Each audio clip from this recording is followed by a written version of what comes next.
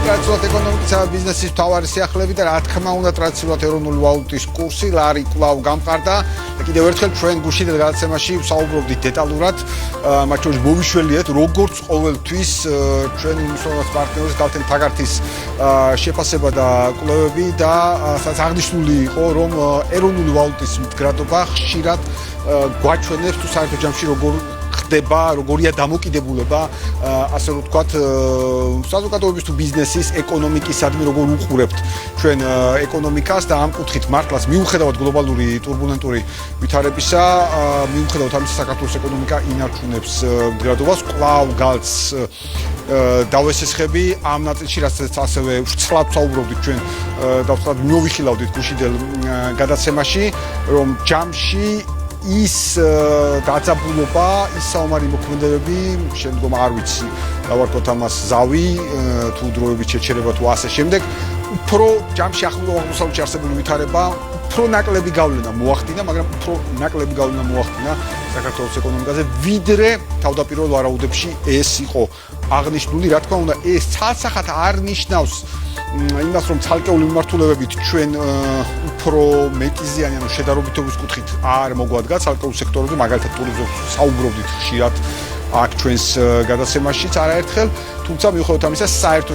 ჯამში სწორედ იმიტომ რომ საქართველოს ეკონომიკა არის მნიშვნელოვნად დივერსიფიცირებული უფრო ნაკლები იყო გავლენა მაგრამ ტრადიციულად ძალიან ძნელია საუბარი იმასთან დაკავშირებით თუ როგორ განვითარდება მოვლენები როგორ იქნება ვითარება ვინაიდან მაგალითად გუშინ საღამოსაც როდესაც Financial Times ანალიტიკურ ნაწილს ვეცნობოდით გადაცემის მომზადების პროცესშიც ჩანდა და მაგალითად იყო ერთ-ერთი სტატია სადაც საუბარი იყო მაგალითად OPEC-ის დატოვებაზე ცალკეული წევრი ქვეყნების მხრიდან ბუნებრივია ეს ყველაფერი ნავთობთან დაკავშირებით სრულად ძალიან დიდ გაურკვევლობას ხდის და ეს დიდი გაურკვევლობა თავისთავად ცხადია გლობალურ ფასებზე მნიშვნელოვნად მოქმედებს დაუბრუნდეთ საქართველოს ნაწილს, თუმცა საქართველოს ნაწილს კვლავ საერთაშორისო კონტექსტში ჩვენ ძალიან ვცლად ფაქტიურად ჩვენს ყველა გადაცემაში ვსაუბრობდით საქართველოს ეკონომიკის და მდგრადი განვითარების მინისტრის ვიზიტზე ჩინეთში, ის მოადგილებთან ერთად სტუმრობდა ჩინეთს და ძალიან ბევრი დეტალი ვნახეთ, ძალიან ბევრი საინტერესო აქცენტი ვნახეთ თავისუფალი ვაჭრობის ხელშეკრულებიდან დაწყებული, გაგრძელებული ორხრივი თანამშრომლობის სხვადასხვა ფორმატებში კიდევ უფრო მეტად გაძლიერების, დასრულებული პირდაპირ ფრენებით ჩანხაის მმართველობით და ასე შემდეგ და ასე შემდეგ ეს ყველაფერი ჩვენ ძალიან ვცლად ვნახეთ, ისევე როგორც მოვისმინეთ ეკონომიკის და მდგრადი განვითარების მინისტრის შეფასებები ამ საკითხთან დაკავშირებით და მთლიანობაში ვიზიტთან დაკავშირებით და რა თქმა უნდა ჩვენ გავაგრძელებთ და გვინდა რომ დღეს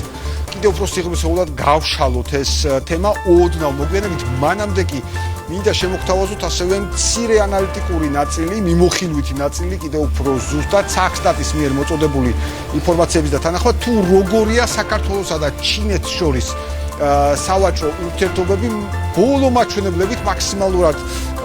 უახლესი მაჩვენებლები რომლებიც ამ პერიოდში ჩვენ გვაქვს აი ამ მაჩვენებლებს მოვიხილავთ სწორედ პირველი დიაგრამა თუ შეიძლება სადაც ჩვენ ვხედავთ საქართველოს 10 უმსხვილეს სავაჭრო პარტნიორ ქვეყანას და ამ შემთხვევაში თუ ჩვენ დავუკვირდებით ჩინეთი არის ამ შემთხვევაში მესამე სავაჭრო პარტნიორი ქვეყანა ეს არის იანვარ-მარტის მაჩვენებელი ან პირველი კვარტალის მაჩვენებელი ამ შემთხვევაში ჩინეთი მესამე სავაჭრო პარტნიორი ქვეყანაა თუმცა აქ ერთი რამ უნდა გავითვალისწინოთ თუ ჩვენ დავაკვირდებით მაგალითად ექსპორტის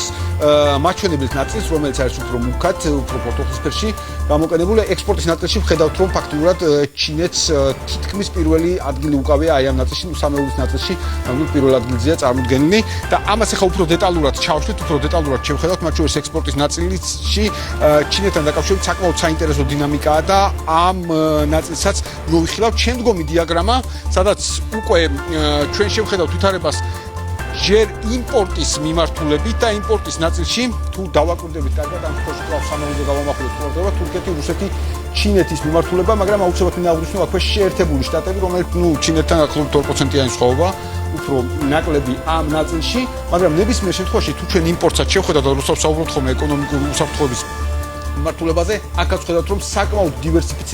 დივერსიფიცირებულია საქართველოს ეკონომიკა მათ შორის დამოკიდებულების ნაწილში ქვეყნებთან მიმართებაში ვინაიდან შემდგომ ნაწილს თუ ჩვენ ავიღებთ და დავაჯეროთ მაგალითად ევროკავშირის წევრი ქვეყნების მათ შორის თუ ჩვენ ამას კრებსაც უწოდებთ თქვათ ევროკავშირის მიმართულებას აქ ხედავთ რომ საკმაოდ მაღალი პოზიცია და არ ჩამოვარდება შეერთებული შტატების ჩინეთის მაჩვენებლებს მაგრამ შევხედოთ ექსპორტის ნაწილს რომელიც კიდევ უფრო მეტად გვაინტერესებს შემდგომი დიაგრამა თუ შეიძლება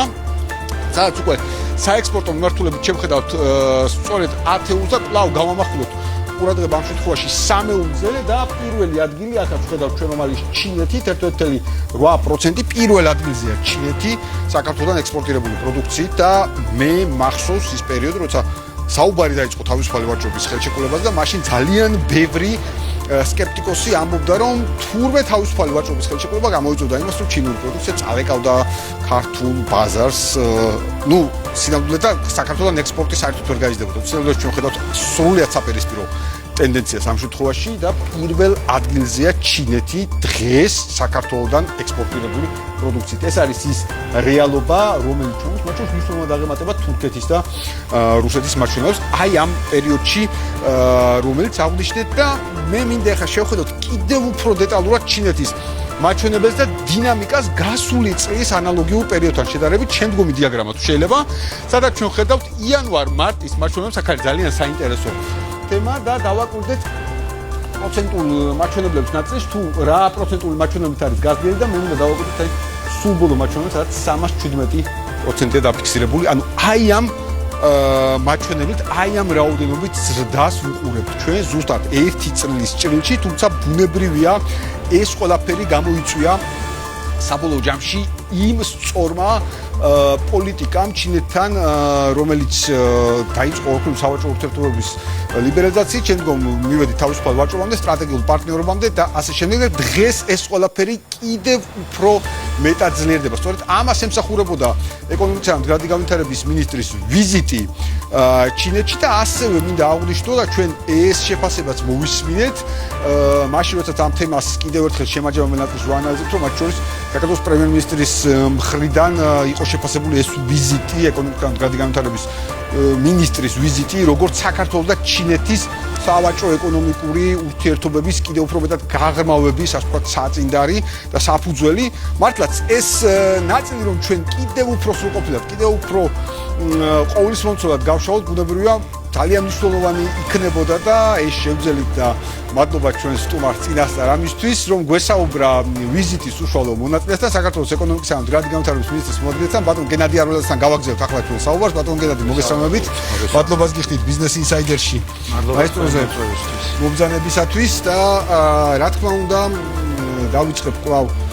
ვიზიტის შეფასებით თქვენს ჩინეთში ყოფნის პერიოდში ჩვენ აქ ამ სტუდიაში არაერთხელ მიმოვიხილეთ თქვენი ამ შემთხვევაში მინისტრის შეფასებით თქვენი შეხვედრების შესახებ ინფორმაცია თუმცა შემაჯამებლად რომ კითხოთ ჯერ ზოგად ჭრილში როგორ შეაფასებთ თლიანობაში მინისტრის ვიზიტს და თქვენს ვიზიტს ჩინეთში მოგესალმებით გიორგი მივესალმებით თქვენს მაყურებელს მადლობა მოწვევისთვის ბოლო წლების განმავლობაში მნიშვნელოვანი პროგრესი განიცადა ეკონომიკურმა ურთიერთობებმა ჩინეთსა და საქართველოს შორის, რომელიც ძალიან პროგრესით ვითარდება და აღნიშნული მეტწილად განავითარა იმ მაღალი დონის ვიზიტებმა და ურთიერთობებმა, რომელიც განვითარდა როგორც ბიზნეს, ასევე სამთავრობო ნაწილში. მნიშვნელოვანი იყო ამ კუთხითაც ვიზიტი, რომ ეს იყო კიდე ერთი დადასტურება მაღალი დონის შეხვედრები, რომელიც გაიმართა აღნიშნული ვიზიტის ფარგლებში. თქვენ როგორც იცით და ტელემაყურებელიც ალბათ თვალს ადევნებდა, რომ ქონდა შეხვედრები კომერციის მინისტრთან, რომელიც ძალიან მნიშვნელოვანი იყო იმ კუთხით, რომ ჩვენ ხელი მოვაწერეთ შეთანხმების განახლებას თავისუფალი ვაჭრობის, რომელიც ასევე წინგადადგმული ნაბიჯი იყო ორმხრივი ეკონომიკური ურთიერთობების შემდგომი განვითარების კუთხით. ასევე მნიშვნელოვანი შეხვედრა იყო რეფორმების და განვითარების შესაბამის კომიტეტთან, რომელიც ასევე უმაღლესი დონის უწყება არის, რომელიც კურირებს პირადად ერთი გზა ერთი სარტყელის განვითარების მიმართულებას და ასევე იმ კორიდორების სატრანსპორტო დერეფნების განვითარებას, რომელსაც ჩინეთი იყენებს სხვადასხვა გადაზიდვის მიმართულებით. შესაბამისად ასევე აღნიშნული უწყება კურირებს ინვესტიციების მიმართულებას და როგორც ქვეყნის შიგნით, ასევე ქვეყნის გარეთ და ეს იყო ძალიან მნიშვნელოვანი შეხვედრა. მნიშვნელოვანი იყო ასევე შეხვედრა კერძო სექტორის წარმომადგენლებთან. ჩვენ შევხვდით უმსხვილეს კორპორაციის წარმომადგენლებს, როგორც ავტოინდუსტრიის, ასევე ენერგეტიკის მიმართულებით. ასევე იყო ავია გადაზიდვების შესაბამის წარმომადგენლებთან, China Eastern-თან და China Southern-თან და აღნიშნული შეხვედრები იყო ძალიან მნიშვნელოვანი, როგორც ზოგადად ინვესტიციების მოზიდვის, ასევე ორმხრივი ეკონომიკური ურთიერთობების განვითარების კუთხით. დიახ, ნამდვილად ბატონო, მართლაც იმდენი შეხვედრა იყო, რაც თქვენ ჩამოთვალეთ ამ ნაწილშიც, რომ აი დროის იმ მოკლე პერიოდში, საკმაოდ ცეთი დატვირთული იყო ვიზიტის ეს ნაწილი და მართლაც საინფორმაციოდ სრულად ასე ვთქვათ, ყოვლის მომცველის სრულად ხვდებოდა ყველა ტიპის ინფორმაცია ამ ვიზიტიდან. თუმცა, აუცილებლად მინდა გკითხოთ გარკვეული საკითხები, რომელიც უფრო მეტად დავაზუსტოთ. მათ შორის იყო საუბარი თუ რას ნიშნავს სწორედ ეს ოქმი, რომელიც თავისუფალი ვაჭრობის ხელშეკრულებაში ცვლილებების განხორციელებას შეეხება, იგივე რატომ გახდა ვთქვათ ეს საჭირო და რა არის ვთქვათ აი აქ რა იყო ამის ძირითადად განმაპირობებელი? დიახ, თავისუფალი ვაჭრობის შეთანხმებაში ცვლილება ეს იყო ძალიან მნიშვნელოვანი და გამოძახილი პასუხი აი იმ თანამედროვე სავაჭრო ტენდენციებზე, რომელიც 2018 წლის შემდეგ, მას შემდეგ რაც ძალაში შევიდა თავისუფალი ვაჭრობის შეთანხმება ჩინეთთან, მსოფლიოში გლობალურად ვითარდებოდა. შესაბამისად, ჩვენ ამ ცვლილებებით უპასუხეთ ზუსტად ამ გამოწვევებს. ეს შეეხებოდა 4 ძირითად მიმართულებას. დაემატა ახალი თავი ინვესტიციების მიმართულება, რომელიც აქამდე არ მოიცავდა აღნიშნული შეთანხმება, რაც გულისხმობს, რომ დამატებით მხარეები შეეცდებიან, რომ ხელი შეუწყონ ორმხრივ ინვესტიციებს, მათ შორის გაამარტივონ გარკვეული კუთხით მათი გაამარტივონ პროცედურები, ხელი შეუწყონ და მაქსიმალურად გაახადონ ხელმისაწვდომი ის ინფორმაცია, რომელიც ხელს უწყობს საერთაშორისო ინვესტიციების განხორციელებას. ამ კუთხით ასევე მნიშვნელოვანი იყო მიმართულება, რომელიც ელექტრონულ კომერციას შეეხება. როგორც მოგეხსენებათ, ელექტრონული კომერცია არის ის თანამედროვე პლატფორმა, რომელსაც დღეს გლობალური ვაჭრობა მიმდინარეობს და ამ კუთხით ჩინეთი გახლავთ ერთ-ერთი მნიშვნელოვანი, რომელიც პროგრესირებს და შესაბამისად ანვითარებს ამ მიმართულებას და საქართველოს ასევე ელექტრონული კომერციის ძირითადი ნაწილიც ჩინეთის პლატფორმებზე მოდის და ამ კუთხით გათვალისწინება თავისუფალი ვაჭრობის შეთანხმებაში, რომელიც გულისხმობს ინტერესის დაცვას მომხმარებლების, ასევე შესაბამისი ელექტრონული კომუნიკაციების კუთხით მიმართულებებით სხვადასხვა პერსონალური მონაცემების დაცვას და ეს არის ის მნიშვნელოვანი მიმართულება, რომელიც მომავალში ხელს შეუწყობს და კიდევ უფრო მეტად განავითარებს ელექტრონულ კომერციას ორ სახელმწიფოს შორის. ასევე არის სანიტარული და ფიტოსანიტარული მიმართულება, სადაც ჩვენ კონკრეტულად გავწერეთ აღნიშნული თავი, როგორც მოგეხსენებათ, იყო არსებულ შეთანხმებაში, თუმცა რაც გავწერეთ, ეს არის კონკრეტული მექანიზმები, რომლითაც მოხდება უფრო მეტად იმ ტექნიკური ბარიერების და სავაჭრო ბარიერების უფრო სწრაფად აღმოფხვრა, ვიდრე ეს არსებული მექანიზმით იყო გათვალისწინებული. ამ მიზნით შეიქმნება შესაბამისი კომიტეტი ორმხრივი, რომელიც კონკრეტული პროდუქტების ბაზარზე დაშვების მიმართულებით იმსჯელებს და იმ ბარიერებს, რომელიც არსებობს დღეს ვაჭრობაში ორ ქვეყანას შორის, მაქსიმალურად სწრაფად და ეფექტურად აღმოფხვრიან. ამ კუთხით რატომ გახდა ეს საჭირო, ეს იყო ქართული მხარის ინტერესი. ჩვენ როგორც იცით, ცხოველური წარმოშობის პროდუქტებზე, მაგალითად თაფლზე, იგივე ფრინველის ხორცზე დიდი ხანია მიმდინარეობს, მას შემდეგ რაც შევიდა ძალაში თავისუფალი ვაჭრობის შეთანხმება და რადგან არ ქონდა ეგეთი მოქნილი და ეფექტური მექანიზმი, გარკვეული ბიუროკრატიული ბარიერებიდან გამომდინარე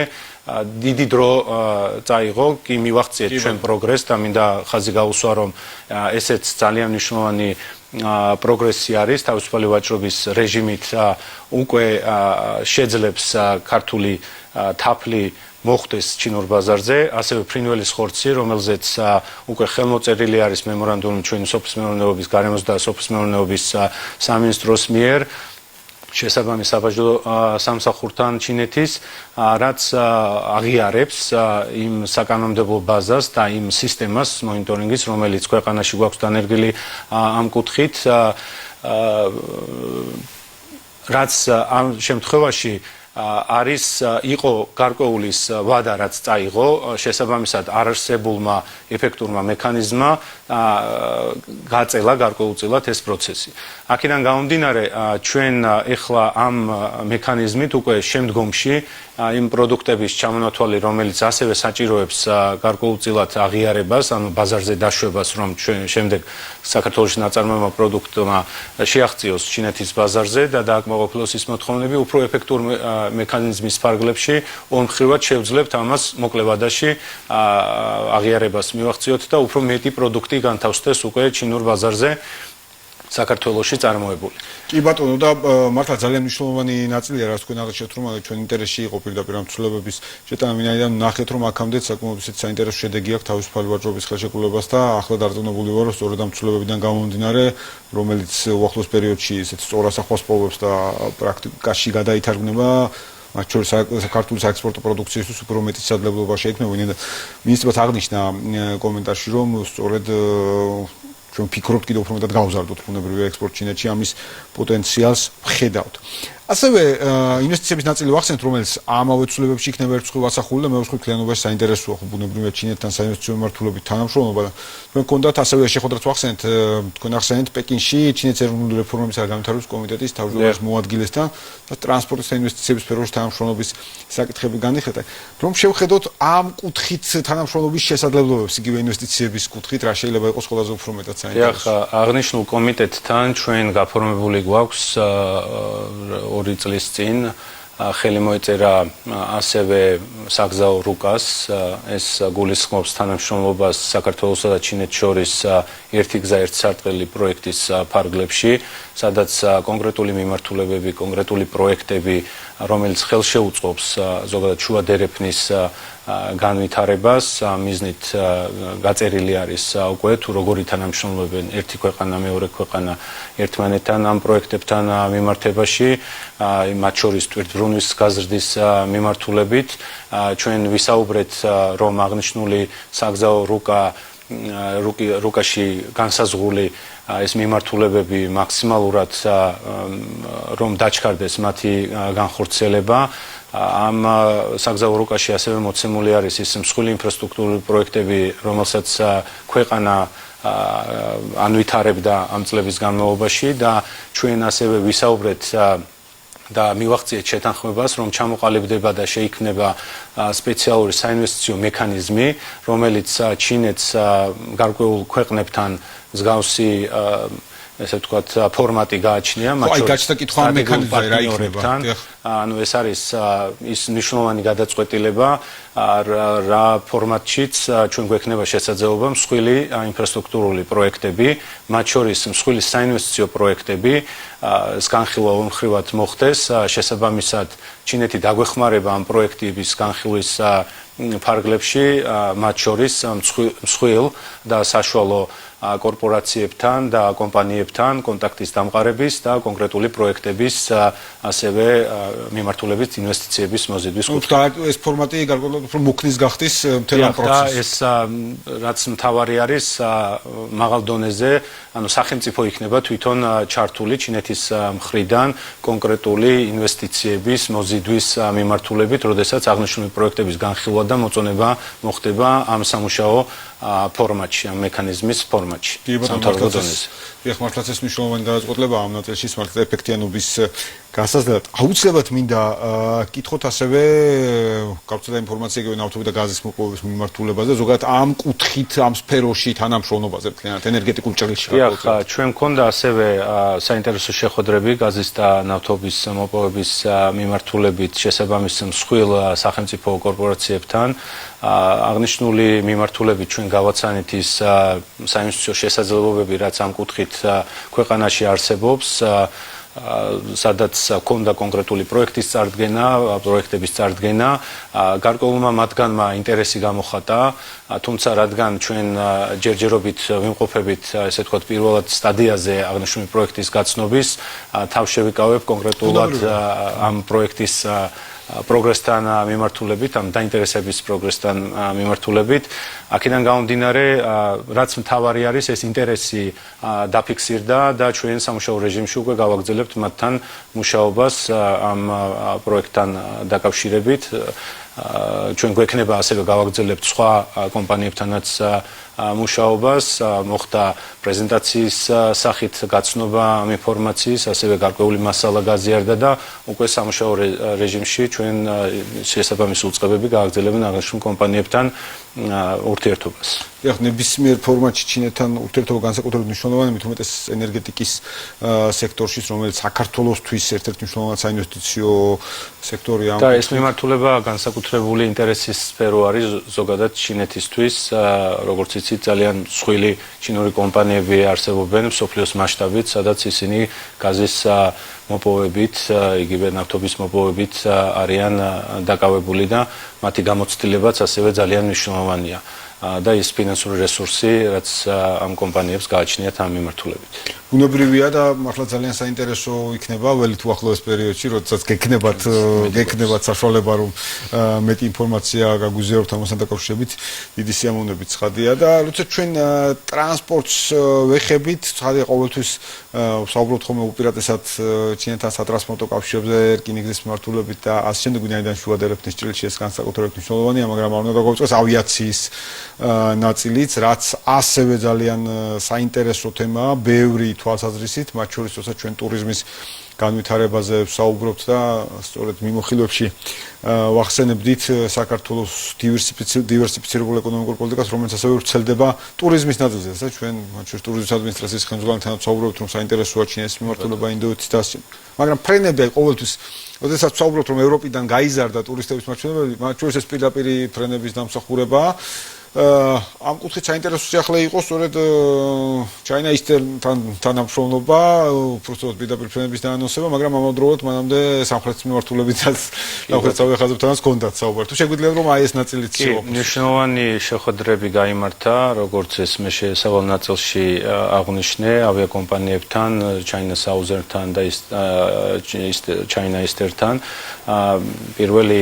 ძალიან მნიშვნელოვანი სიახლე, რაც მნიშვნელოვანია ასევე ტურიზმის ნაკადის მოზიდვის კუთხით, რომ ახალი მიმართულებების დამატება მოხდა, ამ შემთხვევაში მიმართულება შანხაი თბილისის, რომელიც კიდე დამატებით შესაძლებლობებს აჩენს, რომ მოვიზიდოთ როგორც ჩინეთიდან ტურისტები, ასევე იმ მესამე ქვეყნებიდან, რომელიც ფაქტიურად შანხაი ჰაბი გახლავთ, მაგალითად ახალი ზელანდიისთვის, იგივე სამხრეთ კორეისთვის, ავსტრალიისთვის, ანუ ეს ის ქვეყნებია, რომლებიც ხშირად სტუმრობენ შანხაის და შანხაი არის მიმართულება, რომელთაც შანხაისთან ხორციელდება პირდაპირი ფრენები, კიდევ აგრძელებენ ამ იმას ვიზიტებს. კარგი, თბილისის გაჩნდება ამაზე. კიდე ხო, ეს ძალიან მნიშვნელოვანია, მათ შორის ამ მიმართულების გარკვეულად პრომოცია მოხდება, რაც უფრო მეტ ტურისტს სხვადასხვა ქვეყნებიდან მათ შორის მოიზიდავს ამ მიმართულებაზე. ეს მნიშვნელოვანი იყო ზოგადად ტურისტული ნაკადი, რომელიც ჩვენ მივიღეთ 2025 წელს ჩინეთიდან 44%-ზე მეტით გაიზარდა. 27,000-ზე მეტი ტურისტი ესტუმრა, ჩინელი ტურისტი საქართველოს, რაც ფაქტიურად იყო დამსახურება პირდაპირი ფრენების თავისთავად, მაგრამ ასევე იმ მნიშვნელოვანი გადაწყვეტილების, რომელიც საქართველომ და ასევე ჩინეთმა მიიღეს, ეს არის უვიზო მიმოსვლა რამაც ძალიან მნიშვნელოვანი წვლილი შეიტანა ტურისტული ნაკადების მოზიდვის კუთხით ჩინეთიდან. ჩვენ ველოდებით, რომ ბევრად გაიზრდება ასევე 2026 წელს და უკვე გვაქვს ეს დადებითი ტენდენცია, ზრდის ტენდენცია, რომელიც ფიქსირდება ჩინეთიდან ტურისტების მიმართულებით. ახალი მიმართულება, რომელიც ასევე უახლოეს 2-3 თვეში გვექნება ასევე შანხაი დამატებით ტურისტს შემოიყვანს ჩინეთიდან და ის მიმართულებები, რომელიც ასევე China Southern-თან ჩვენ განვიხილეთ, ეს იყო პირდაპირი ფრენა პეკინსა და თბილისის შორის. დღეს როგორც იცით, ეს China Southern-ი ახორციელებს ფრენებს თბილისი, ურუმჩი და შემდეგ პეკინი, მაგრამ მნიშვნელოვანი არის, რომ მაღალი მხარჯველთუნარიანი ტურისტების, ასევე ბიზნესის კუთხით, რომ მოხდეს პირდაპირი ფრენების დიახ, პეკინი, თბილისის დანიშნა და ამ კუთხით ჩვენ მქონდა მიმოხილვა მათთან და ამ შესაძლებლობას China Southern-ი განიხილავს, თუმცა ამას სჭირდება გარკვეული შესაბამისი მონაცემები, რომელსაც ჩვენ ველოდებით, რომ იმდენად ზრდადია და როგორც გითხარით, შარშანდელი წელი იმდენად კარგი იყო,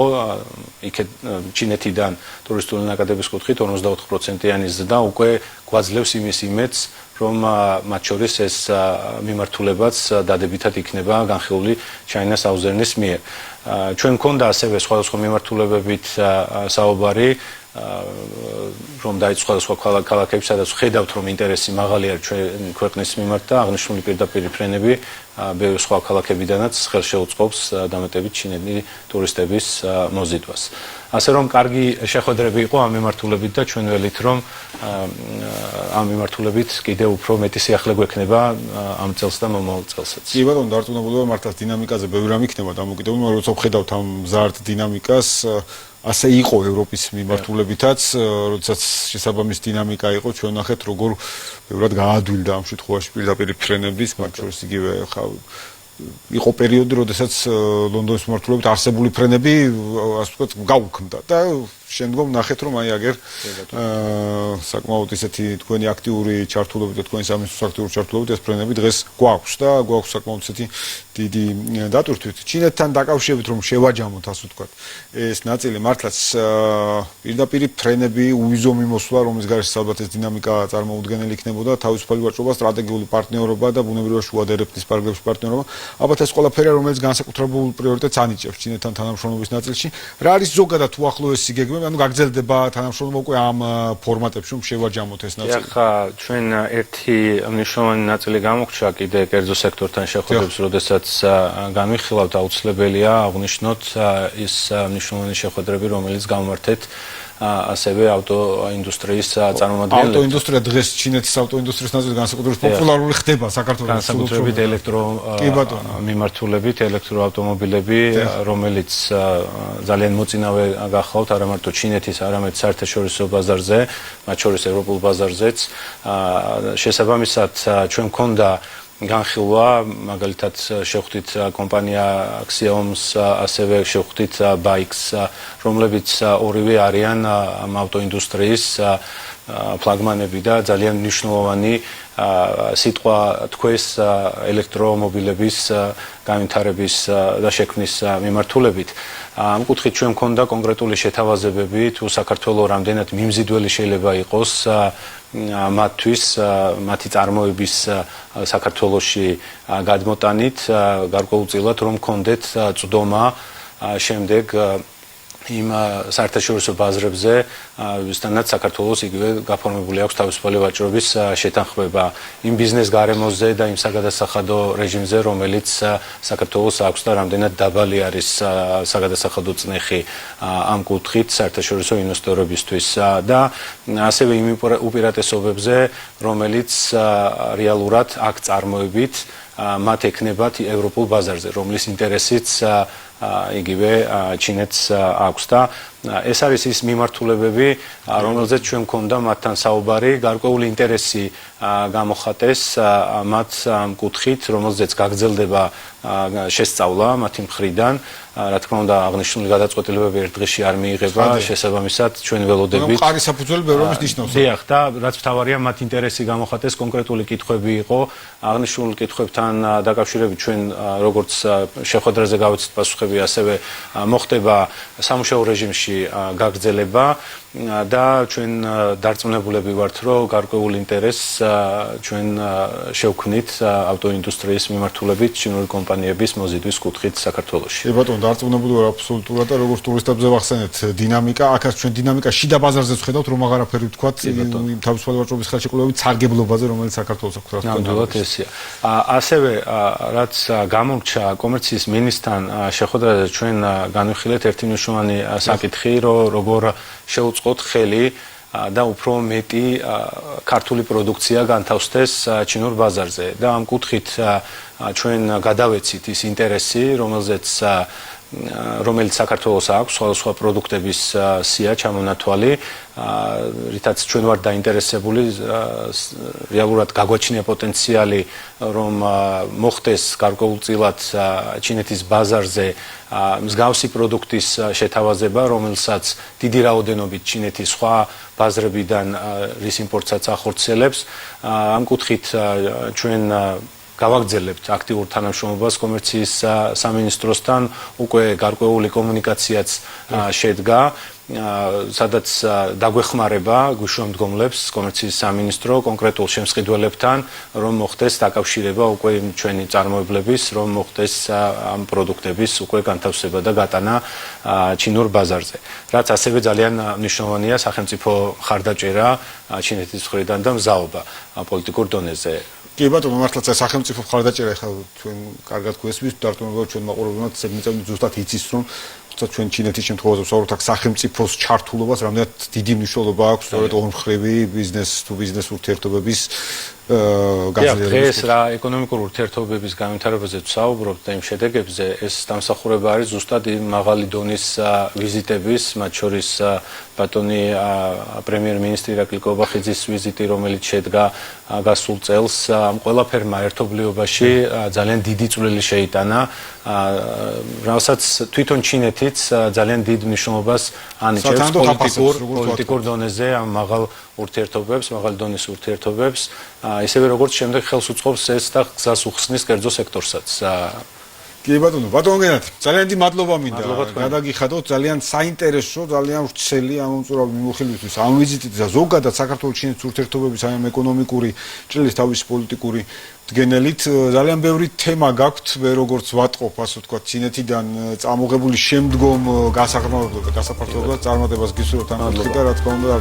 დარწმუნებული ვარ, ჩვენც არაერთხელ მოგვიწევს საუბარი ამ თემაზე, აქ და ჩვენ სხვა ფორმატების საშუალებით. მადლობა კიდევ ერთხელ. დღეს ბიზნეს ინსაიდერი ამით დასრულებულია. ეკონომიკისა და ბიზნესის მთავარ სიახლეებს ტრადიციულად თქვენ შეგიძლიათ გაეცნოთ ჩვენს ვებგვერდზე business insider.gr. მე კი ასევე ტრადიციულად ხვალ დილამდე გემშვიდობებთ.